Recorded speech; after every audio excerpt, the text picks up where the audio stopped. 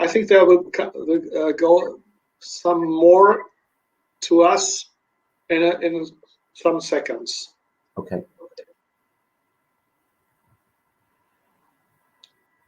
Ja, meine Damen und Herren, ich darf Sie sehr herzlich begrüßen zu unserer Session. Wir haben ja hier mit Kulturpersonal eine ganze Reihe von Vorträgen zum Thema Betriebsklima. Wir wollen das aber jetzt ein bisschen erweitern auf die Communities. And a very warm welcome to Mr. Peterson. Mr. Peterson is a specialist in consultancy for a couple of cultures.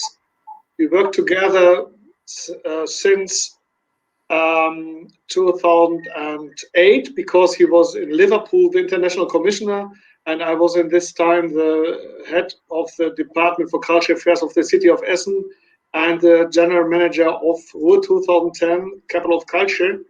So we got to know, and we have a continuous exchange because we were on the side of some Capital of Culture.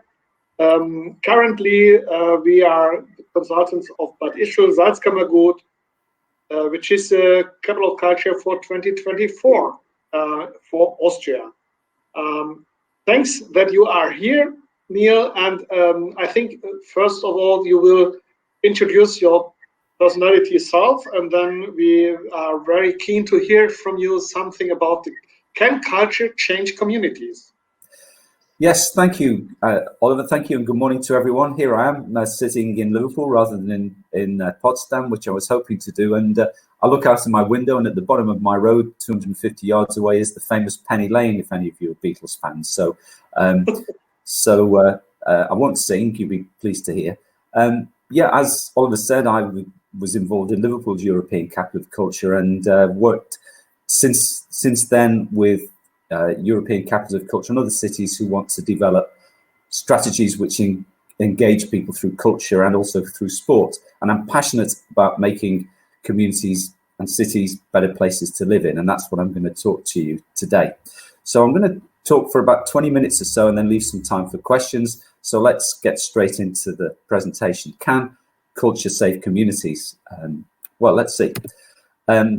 First of all, I want to talk about my experience from European Capitals of Culture over that last, 15 years or so since I've been involved with the topic. Suggests that European Capital of Culture is such an interesting thing because in many ways it's been the most comprehensive cultural experiment over the last 35 years since the European Capital of Culture program was introduced. And it's all about mixing heritage and innovation.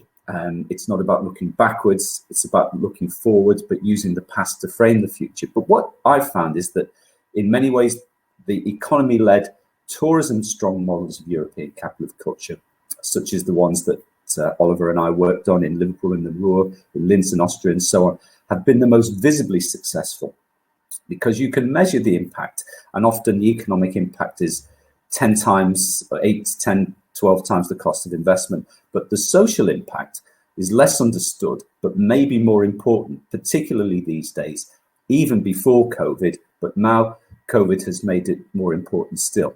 And what can culture do for our communities? Well, I did some work with Turku, the Finnish Capital of Culture, from 10 years ago, almost 10 years ago. And one of the things that people said about their definition of culture was about people smiling on the streets and they're happy. Let's hope we can see that soon in our societies.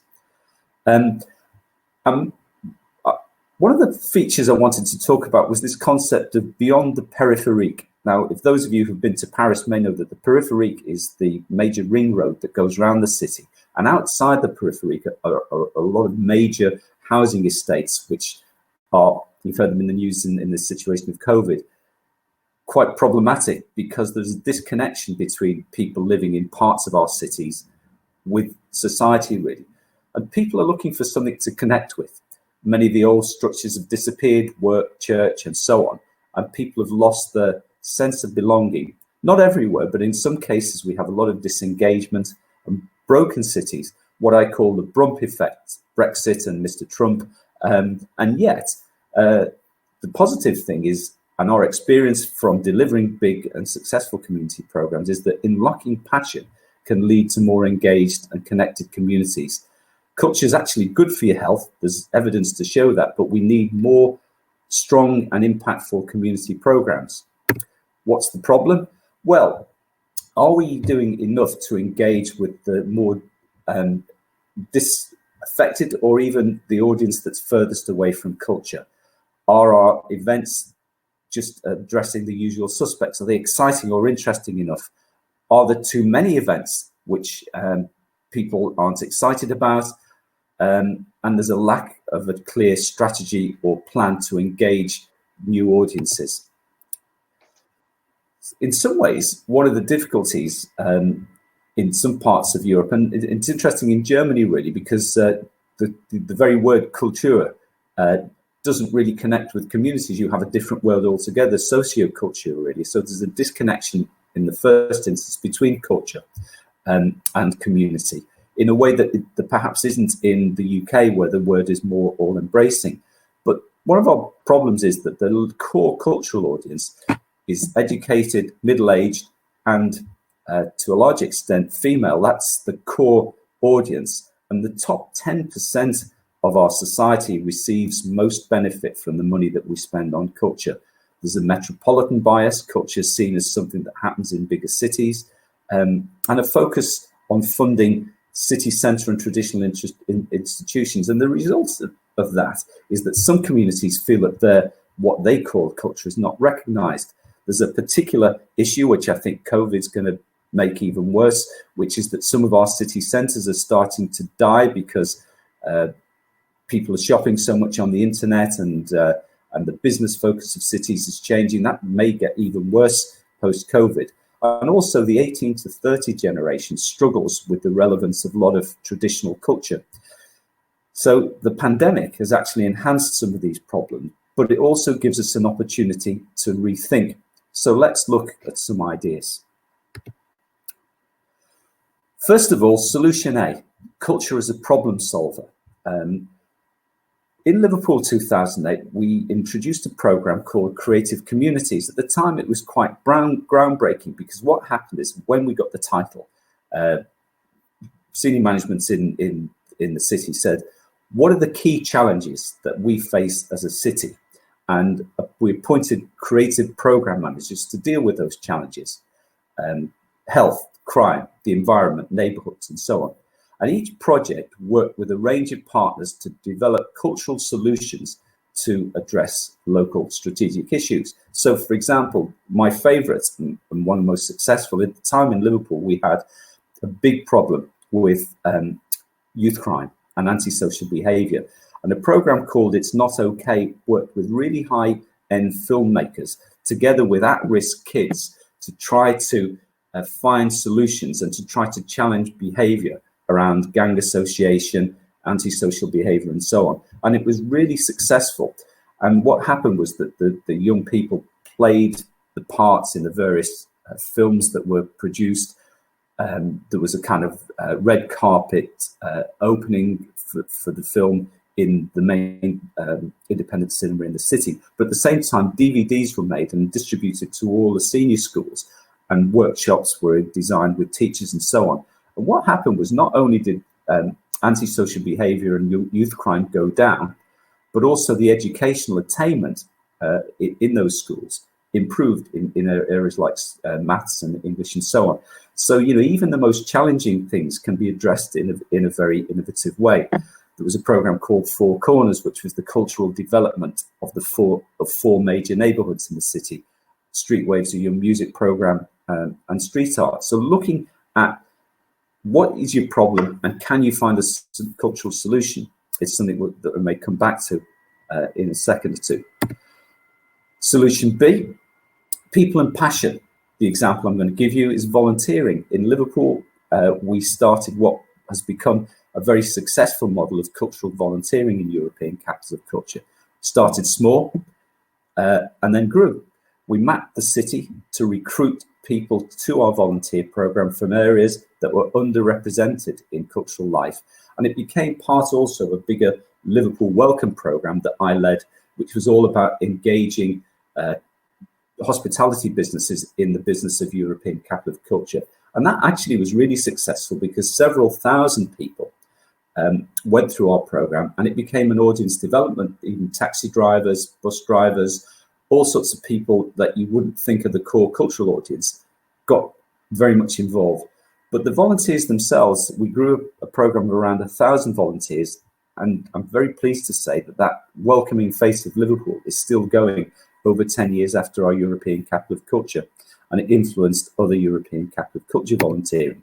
And you can see, looking at the slide very quickly, you can see that we've got prominence of a lot of older volunteers, lots of people with grey hair, no hair, and that's just the women actually. But seriously, people who have given their lives to the city often want to give something back, and tapping into that pride is really worth doing. So let's move on. Solution C, I want my culture where I live, taking culture out of the cultural quarter. In Kaunas in Lithuania, which is the European Capital of Culture for 2022, they've got a very innovative program which is looking at moving, oops, something slipped on the slide there. Let's go. A slide slipped. I'm going to go back to the slide. They've developed a program called Fluxus Labs, which is based on the Fluxus movement, which got some of its impetus from Kaunas, and it's transforming the relationships between people and place. In Košice, for example, in Slovakia, that was the 2013 European Capital of Culture, the SPOTS project transformed heat exchanger stations, which were no longer used because of new technology, in 7 city districts.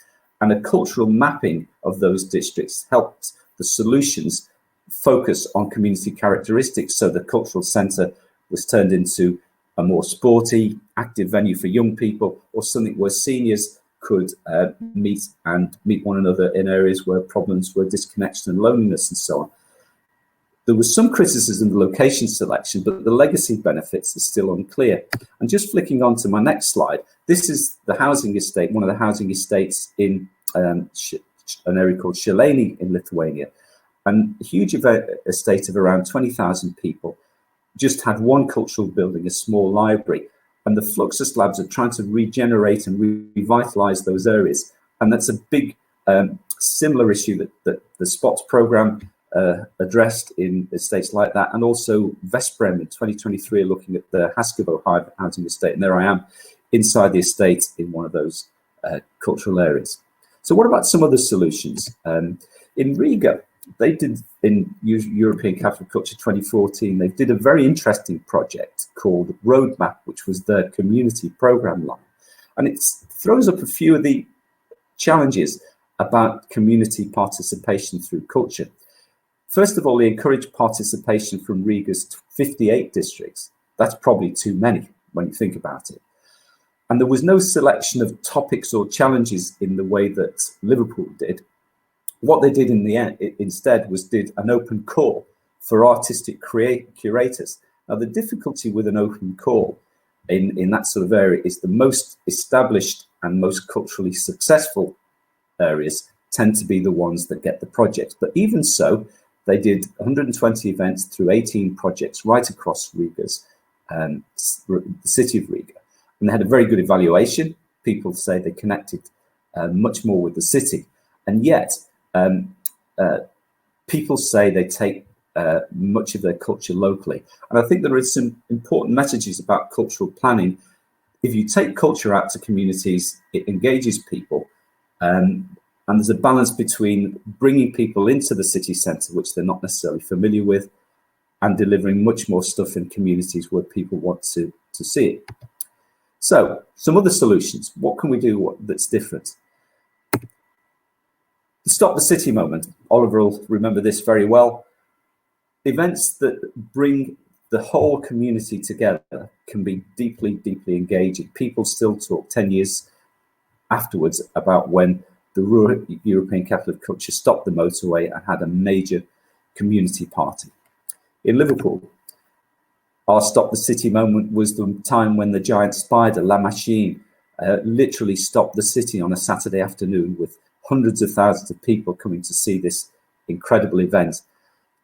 They're really great for engaging people in different ways. Some of the challenges are, what's the legacy for this kind of event?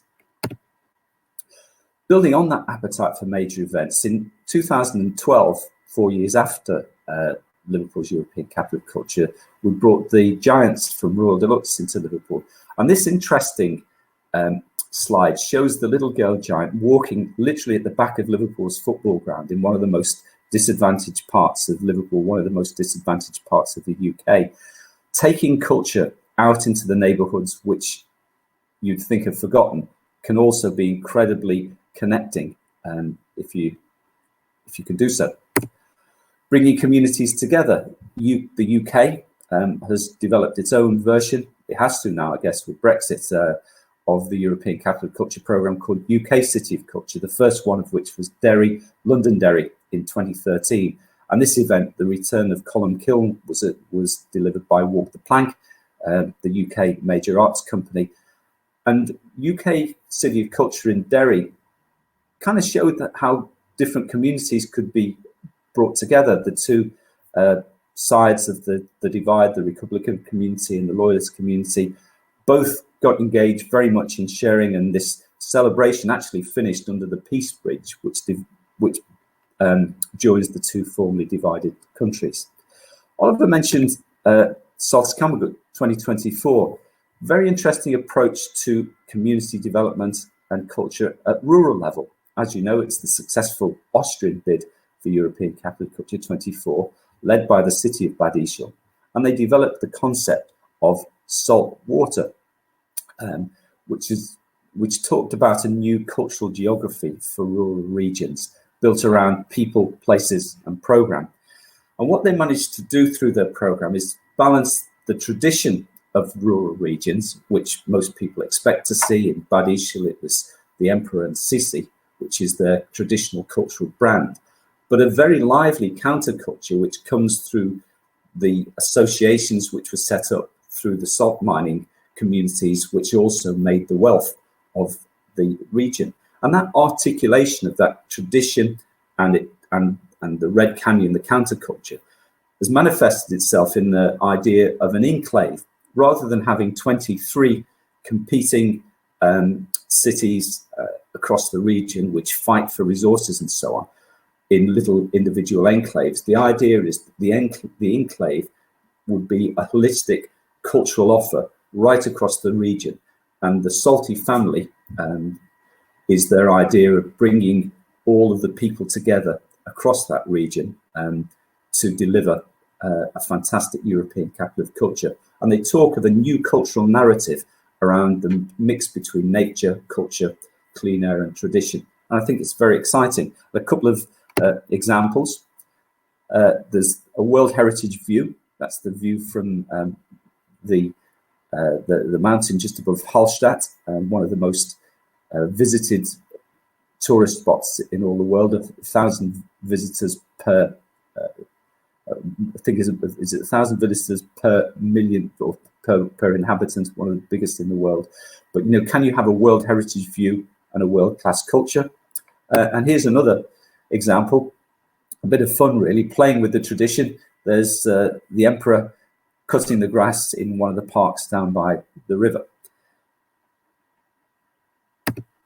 Another opportunity is to get stories people can connect to. So the stories of the city are also great ways to bring people together. In Liverpool, one of the commissions that we brought to life in 2008 was the story of a guy called Bill Shankly, who, if you're a football fan, you might know that Bill Shankly was the manager who brought Liverpool Football Club into the First Division and created the modern dynasty. And a play of his life was one of the early drama that we showed in Liverpool 2008. And what was really good about it is that people went to see a football show, but they ended up enjoying a theatre piece, and it made a big difference to theatre audiences. I'm going to quickly go through my final couple of slides now.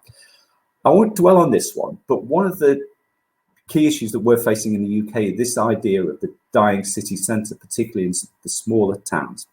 I'll leave this on the slide for you to have a look at if you want to go back. But we're also working with some other guys that I work with in a consortium called One Day Regeneration, in this idea of a cultural improvement district rather than a business improvement district, which completely revitalizes the way that the city connects with its people.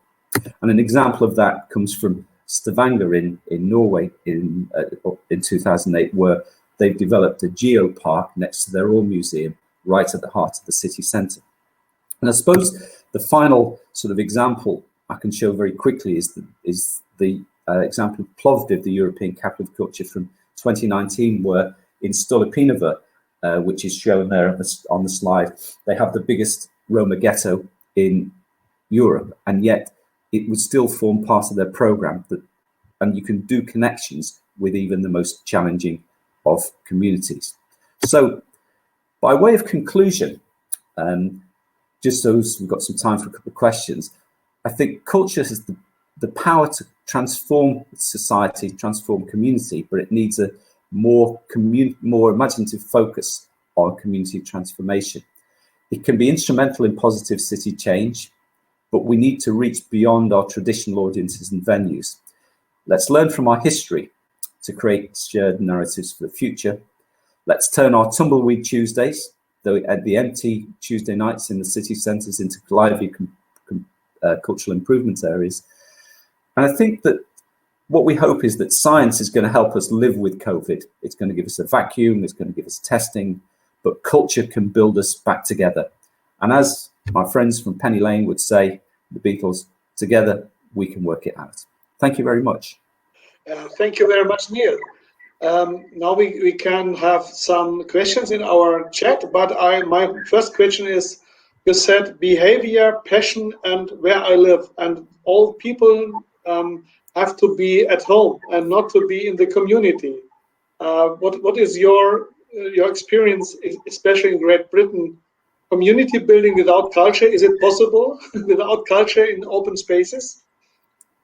Well, I think community building, I think culture is a great tool for community building. I think people are realizing that, because you need to find something that connects everyone. I think in the past, lots of people were connected through their work. You know, the mines, the factories, they had social clubs and so on. And the factories or the mines were right at the heart of the communities, and that's all changed. Often new estates are built without facilities and so on, and people can often be a long way from the city centre. So I think we do need to find ways of putting culture into communities, but at the same time, also encouraging people to come into the city centre. City centre needs to be more than just a shopping experience, because actually shops are in trouble as well.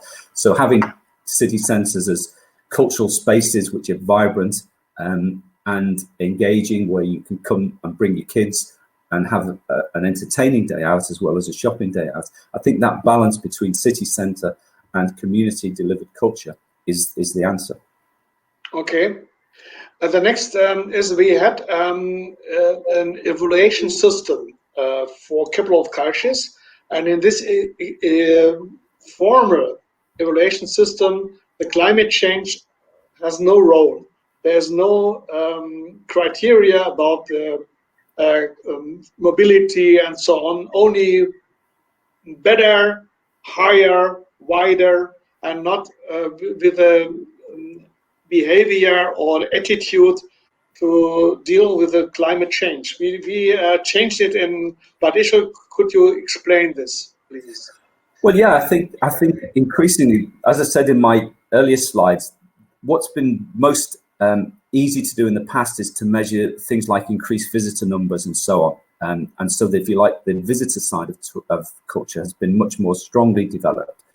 But I think both social and environmental indicators are becoming more and more important. We do some work on the social value of culture now. You know, can you measure the impact or the value of volunteering? You know, days volunteering, or the impact of somebody who doesn't usually go to culture to go to an event or to go for a walk in the museum or something like that. And also environmentally, Bad Ischl has used the indicators from Green Capital of Culture to form part of its evaluation model. And I think that's really exciting, that there's this connection between green indicators, social indicators, and I'd like, certainly some of the work I'm doing with both cities in the UK and European capital of culture is trying to look at that sense of a rebalanced life. And I know Bodø, which is the European capital of culture in Norway, the third country capital for 2024, is also doing some very interesting work around what they call a much more balanced lifestyle. And I think that connection between economy, culture, social and environment is a very exciting development for us. The thing is, we do this stuff called social prescribing increasingly in the UK, where instead of going to the doctor and being prescribed medicine, you're being prescribed, go and do some volunteering. Now it sounds a bit silly in some ways, but actually it could make a big difference in the amount of money that we pay for health services and so on. I think that's a really exciting development. Sustainability has three sectors normally: ecological, economical, and social. Would it be better to have a fourth field, culture, because culture and art can bring people to reflect this situation of ecology, social situation, and economic situation? Yeah, I think increasingly culture is becoming recognized as being really, really important, because as I've said, the thing that has brought people together in the past, the reason for a city being together, that shared culture is still massively important, even if you have to translate that into new areas. So your culture, why the city was built, the reason for it, the purpose, what it all exists for, I think it underpins all of those things really. And if you like, working in Turku in Finland, I saw some really interesting stuff about the development of a new museum, where they were very passionate that the museums should be telling exciting stories about the past to help people shape the future. And I think that whole sense of vibrancy, but together with a shared narrative. Okay. We have here a question from Sylvia Witte. She asked, which difference is there between audience development and community building? Should culture institutions aim to do both? Is there a difference between audience development and community building? I think they're both hand in hand. I think community building is a little bit different in that community building, you're really maybe going into the community and looking at some of the issues and challenges that help them, and maybe look at cultural solutions. So I think it is slightly different, but they're both similar. In terms of audience development, I think it's more about, maybe it comes from the cultural sector a little bit more, in that it's about growing new audiences, reaching people that you don't normally reach. So for example, if you're a theatre and your audience is aging and you're not reaching out to people in that 18 to 20 age group, can you change your content to get more of them there really? But I think they go hand in hand, because more people who are more active culturally are often more active at community level as well. So that I think they complement one another, but they are slightly different, I think. Okay, can we say community building is more to develop common sense in the community, to reflect the values which connect us as a community? And audience development is more to bring people in the culture institutions. A little bit, yes, I think they are. I think community development is what brings people together. If you look at those examples of the housing estates, can we find facilities which enable older people who perhaps are lonely because they finished work, maybe they've lost a partner or whatever, or young people to those kind of things. But there's still a very strong cultural element to them, and sport too. Sport is very much part of that culture. Okay, we have a second question. Does culture have an impact on changing communities in a long-term process only? Are there only long-term processes which can change communities, or could it be that there are short-term too? Well, the big event, that Stop the City event that I showed you, taking a huge event, it's not going to change the community overnight, but it gives people a real sort of boost, if you like. So I think you're right, community building is a long-term thing, but I think you can engage people more quickly. And that's what I was talking about when I was saying that you need to have more impactful events.